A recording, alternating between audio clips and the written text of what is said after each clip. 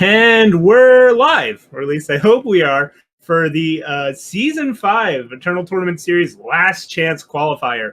So today, 44 players are taking their last shot at getting into the Season 5 Invitational, which will be next weekend, the 26th and 27th. So today, we'll be playing 6 whole rounds of Eternal action, then a cut to top 8, but instead of playing the entire top 8, we're just going to play one round. Just the quarterfinals are actually the finals this time around, as 4 lucky and hopefully skillful players will make it to the Invitational next week. So we just got to cut down to 4 players, so we're going to go to top 8, and then that'll get cut down to 4, and that'll be the whole tournament. So lots of action that we will be getting to real shortly. Some really sweet decks, as always, but a lot of players going with some tried and true decks today, as this is their last chance to get into the Invitational. And there's a lot on the line once you get to the Invitational. $250 prize pool at least for next week's Invitational. So these players want to get in, and they're going to do what they can to do that. So we're going to get to the action in just a moment, but first let's go over the matchup that we've got in front of us. We've got some tournament stalwarts here in ExKirby, who's on his Bad News Brew.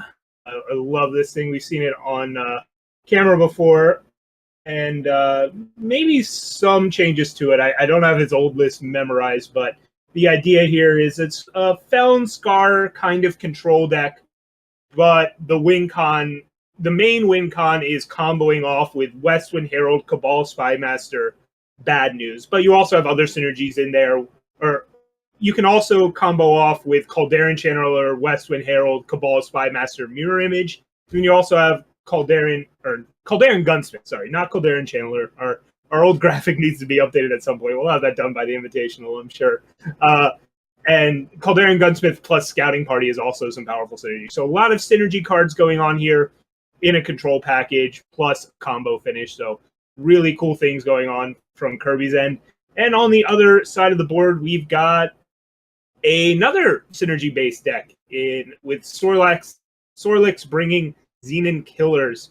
So even though Copper Conduit got nerfed, it's also kind of buffed in a way in that it can be brought back by Memory Dredger. And we see that here, right?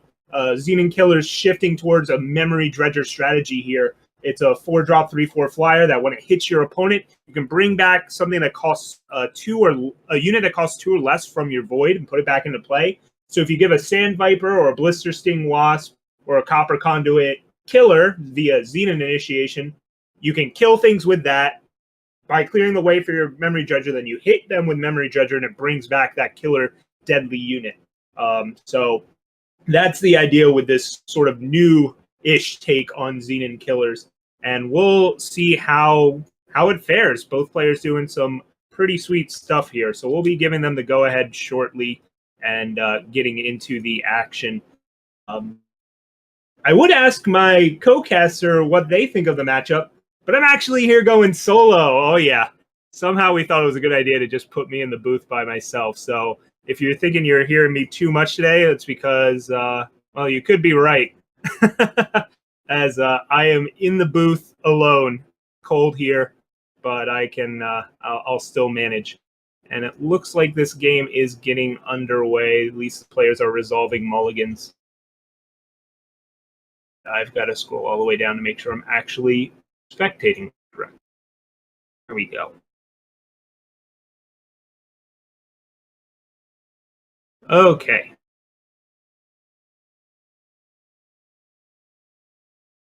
So Kirby's got Hand of Power and Removal and some combo pieces. That's what he's looking for. And in the meantime, Sorlix has that 2-drop deadly unit and opts to open on the Wasp instead of the Vipers because it's flying and looks cooler. Also, conveniently, does not die to Lightning Storm, which Kirby is playing. So Sorlix will just be curving out with not exactly the most threatening units in the world, only 2 strength to show for these 2 units that are in play. But still, the damage will add up. In the meantime, Kirby will respond with a Steward of the Pass, opting to hold the Spymaster for now. And he'll notice that Sorlix will draw an Echo Spell of some sort there. So that would be a Twin Brood Sauropod. So Kirby will be able to figure that out. And yeah, ooh, an Impending Doom is quite a bit more of a threat than the other things that have been presented here. Kirby will offer the trade of Steward of the Past with this Impending Doom, and naturally Sorlix will not take it. He wants to beat down, and Kirby will almost certainly annihilate the 5/5 before it hits him.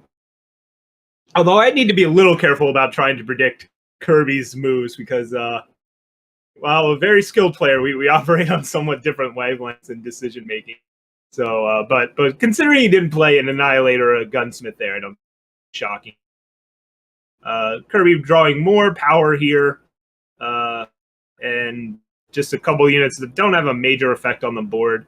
This Steward of the Past is certainly going to annoy Sorlix, though, but that's only once it starts silencing these deadly killer units. In the meantime, this Memory Dredger, while not bringing anything back, will still be a 3/4 flyer. And damage is damage if you're looking from Sorlix's perspective. So now Sorlix has to decide what card he wants to play out here, and it looks like wants to get down the 1/1 flyer and another 1/2 Sand Viper. These can all swing into these larger units. Again, not the most damage in the world, but for now, Sorlix has the time to deploy all this. Luckily, dodging something like a Black Sky Harbinger or a Lightning Storm there that could have cleaned up this Friendly Wisp. Looks like Sorlix is still stuck on 4 power, though, so won't be able to trigger this Friendly Wisp just yet, and instead just draws an extra one here. So he's got to really decide how much he wants to extend onto this board. Again, any card you put out in play that could die to Lightning Storm or Black Sky Harbinger is a risk. But again, Kirby is only playing 2 Storms main deck. But Sorlix is pretty happy with the board he already has, so decides to not play anything else out. And the A space just keeps coming at Kirby, who is sitting on 8 power in play and 2 in hand. Not really where you want to be. So he'll trade off some units here to stay alive. Silences the Sand Vipers, but they can still come back from this Memory Dredger. They're just slowly won. But even that is just adding up in chip damage here, as Sorlix has lethal on board next turn if nothing changes, and Kirby really needs to find something good here. Even something like Lightning Storm is going to leave him dead, and instead just finds an 11th power. Not what you're looking for there. So some not so great luck on Kirby's end for that game.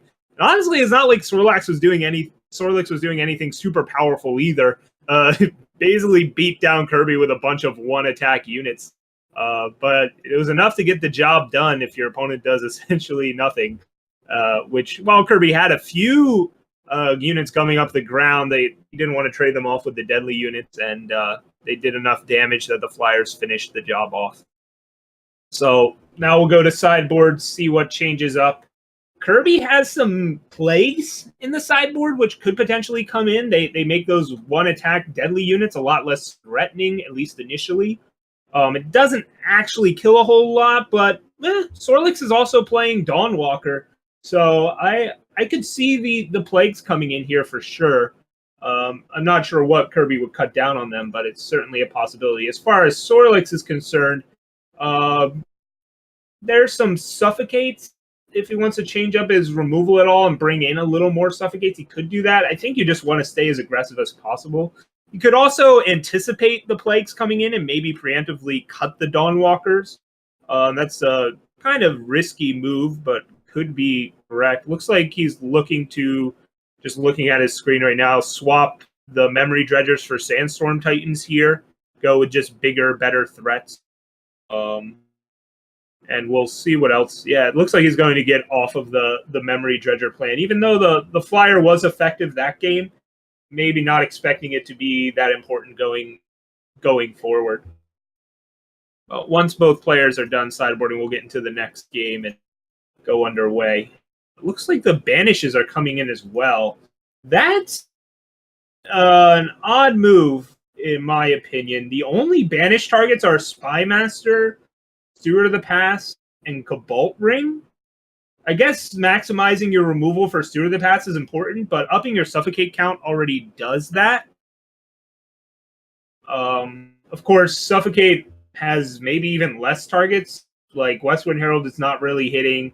Although Suffocate hits Black Sky Harbinger, which I think is maybe more important to hit than Spymaster. But if you're trying to take your opponent off the combo, being able to maximize your answers for Spymaster also makes sense here. Looks like Sorlix is still trying to figure out the exact configuration of this removal suite, though. But he's got to be a little careful. If you go too high on removal, that actually will end up favoring the deck that has ultimately more card draw, which is on Kirby's end. But it looks like that's what's taking...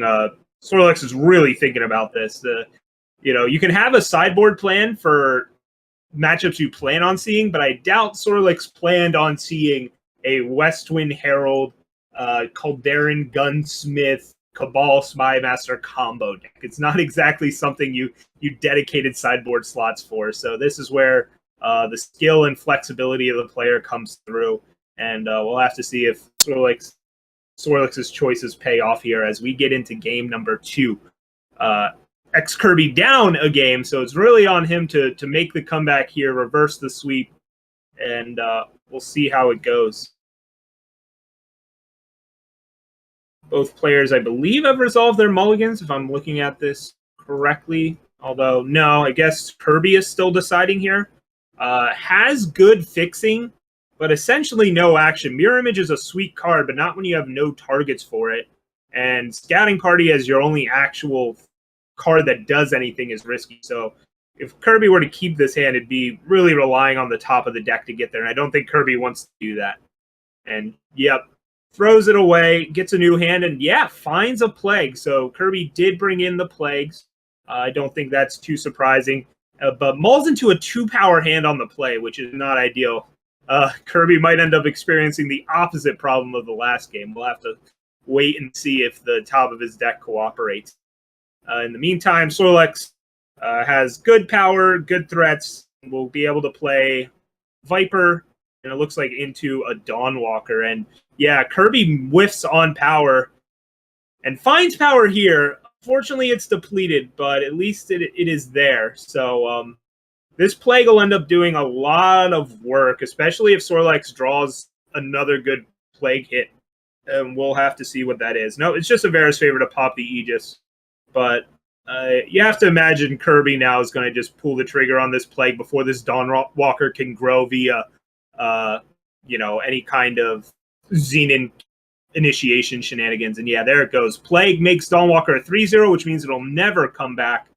And now the Sand Viper is just an 0-1. I imagine Sorlix will just drop one of his 5-4 Sauropods here. Oh, draws a Friendly Wisp. So instead going to try and set that up. And Kirby will be able to Plague again here if he so desires. Takes out the Friendly Wisp, finishes off the Viper. It's a little tough there to Plague, but I understand why Kirby wants to do that. Deny Sorlix draws there. Kirby's hoping to find a Shadow Source here. Does not have the double Shadow to kill this Sauropod, so instead has to draw via Wisdom and finds at least a power. It's not a Shadow Source, but some power is still helpful. Now if he finds one more piece of power, he could go Scouting Party and try and chump block and set up a Gunsmith. But in the meantime, looks like Sorlix is going to Dark Return, get that Dawnwalker back to its old self as a 4-1. And Kirby finds a Mirror Image, which is not something he's interested in finding just yet, but it does give him almost all the combo pieces. The Westwind Heralds, the Gunsmiths, the Mirror Image is there. All he's missing is a Spymaster. But he also needs to not die. So he'll cast a Wisdom there, crucially finds another undepleted power, and gets to Plague away that Dawnwalker, who is just having a rough go of it. But in the meantime, Kirby goes down to 10 and is really in a tough spot here. He's got a lot of good cards, but he can't really cast 2 of them.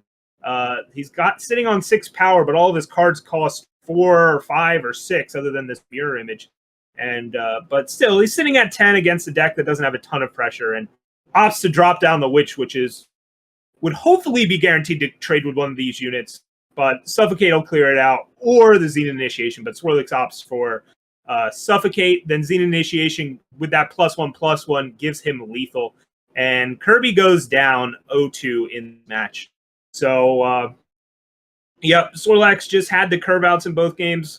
Kirby kind of flooded game 1, and in game 2 was a little tight on power, drew a few too many expensive spells. The Plagues did some good work in trying to keep him in the game, but it just didn't quite get there. So Sorlix will take that match 2-0.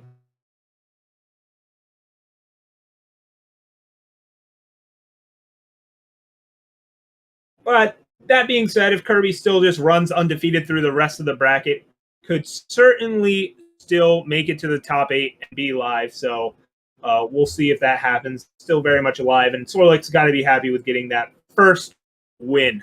So congrats to both players. Hope they have the best of luck in the rest of the tournament. And we're working on a backup match right now. Hopefully we'll get one because that was a pretty quick match. So we're working on that, but we're going to take a quick little break as we set that up.